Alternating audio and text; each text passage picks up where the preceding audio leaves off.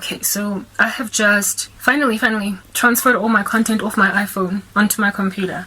And just after doing that, my phone decided to just flatline. It's dead. It does that sometimes, and then it comes back after a couple of hours. So I'm still recording on the Android device, and I wanted to record outside because it's got like the best lighting conditions. The sun is currently setting, but I can't do that on this phone because it's a bit battery. If it's not plugged into a charger, it dies really quickly, and then I lose my content. And Android, for whatever reason, or maybe it's this Android, I don't know if other Android devices have since improved, you just lose your content. Anyway, look, I just want to finish what I wanted to say. Everything in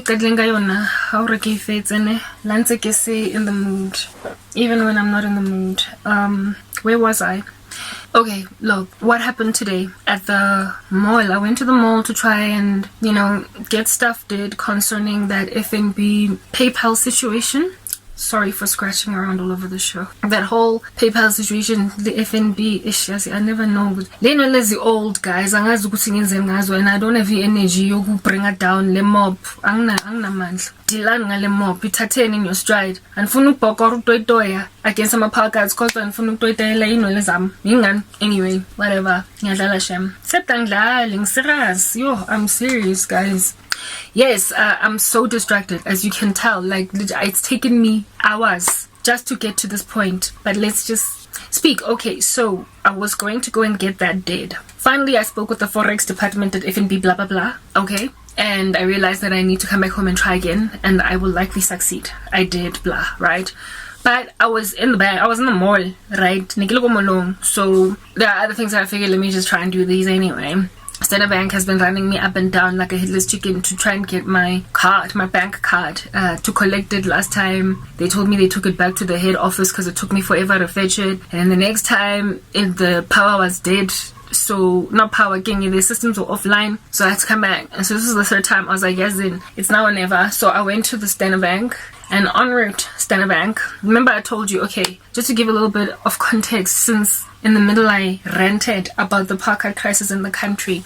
I was speaking about Mara. I was speaking about Ruth's mother-in-law, Naomi, and people like that. Hannah, people that get taunted in Jafela, or who feel like God has dealt bitterly with them, etc.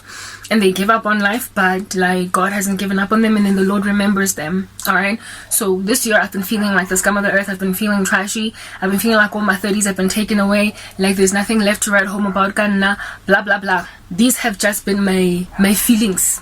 Thank you, son. So, I also told you guys that I desperately wanted children, and the fact that I don't have them at 38 is just really grating me and killing me, despite the fact that I still get periods that are very painful, like the ones that I'm going through right now. Yet I can't even have children. Like, what's with all the pains? Like, there has got to be something that gives for years of period pains. But anyway, whatever. I guess I should be grateful that I'm still getting my period. I haven't menopaused. Anyway, yeah, so I'm feeling that nasty. That's the emotional state that I am in at that stage, right? I'm dragging my life through the mall, even though I'm speeding as I walk, because I don't have money to pay for parking, and I parked in free parking that's only free for the first hour. Following that, you have to pay. So I was gonna get stranded at the mall. Guys, my life sucks. I was gonna get stranded at the mall if Standard Bank took my time, my merry time, or if Standard Bank did not do things real quick for me, or I was just gonna like suddenly run out of Standard Bank before the 1 hour mark, like Cinderella, hit. So I went in there tapping my feet on the ground, hoping that FNB is not going to make me wait forever, and Standard Bank. And God graciously made sure that all these people did for me what needed to be done for me within an hour. The life I live. Where's the parking guy? If you exceed 1 hour, get 10 rand. I can 10 rand. I don't have $10. That's how much parking costs. If you exceed an hour, $10. I don't even have that much. Anyway, whatever. So I was pulling stands. I went to the mall on fumes, reserves, the petrol. Key situation yakayo. Alright. But how about now for excuses I still don't understand to this day. They're just like wild animals. I also highlighted that I'm busy currently being treated strangely. It's nothing new. Every so often they break out into hives. Abantu bagiti when this demonic attack rampant. You've got all that context, so I'm feeling like trash. I'm running through the mall. I'm sweating it up a storm. Like, I've got such an oily face that if I exasperate myself even slightly, ingati, I've poured mafura mosfatleho. Ne, I don't necessarily drip, but it's oil. It doesn't drip. It's oil. I get shiny when I'm hot. So kya shine kya patsima, do you understand? I'm running through the mall, but dragging my feet because I'm sad.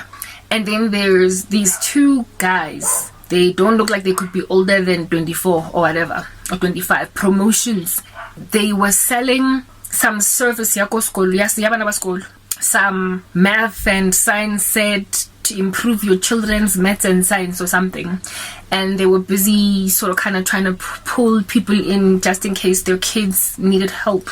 So this one dude, I'm running to Standard Bank, right? Okay, not running. I don't think I can run through the mall without being stopped. Anyway, I'm pacing real fast through the mall, and the one dude, some other man, and I remember just thinking in my heart, let this man still need you for as long as possible. Don't stop me, because then I don't want to have to be like no, and brutally rebuff him or whatever. And as he's breaking away from this white man that was busy talking with him about this program ya skolo, I can see that on Shebile, you know, and I'm like, don't ask me, do I have any children? Because I don't. Y'all know that I'm in pain, guys, about the whole kids thing, right?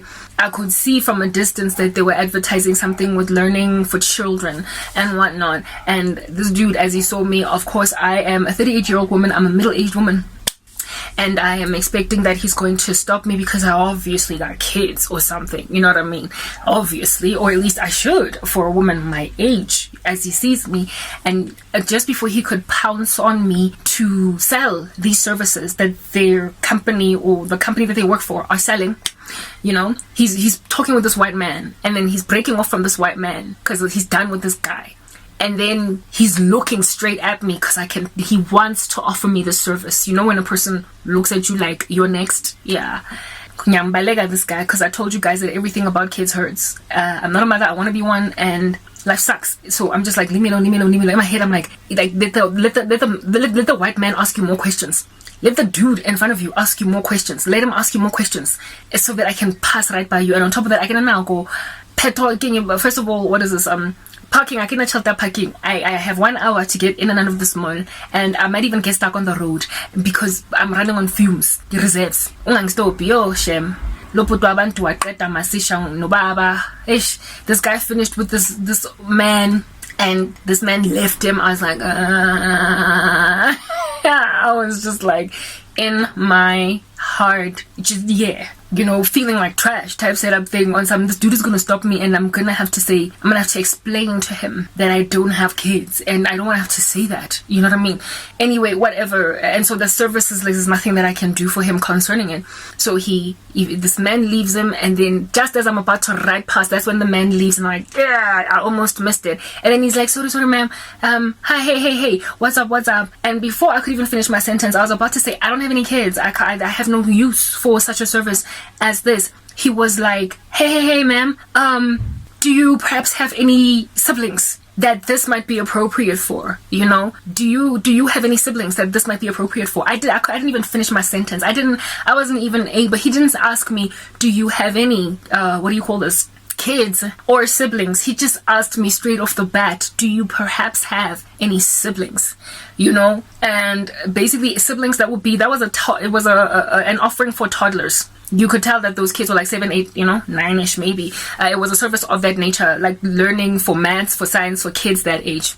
And he asked me do I perhaps have siblings instead, or like siblings that might, benefit from something like this. He wants to talk to me about it. Maybe I could advertise it to my mom, and then we could like do it for my siblings.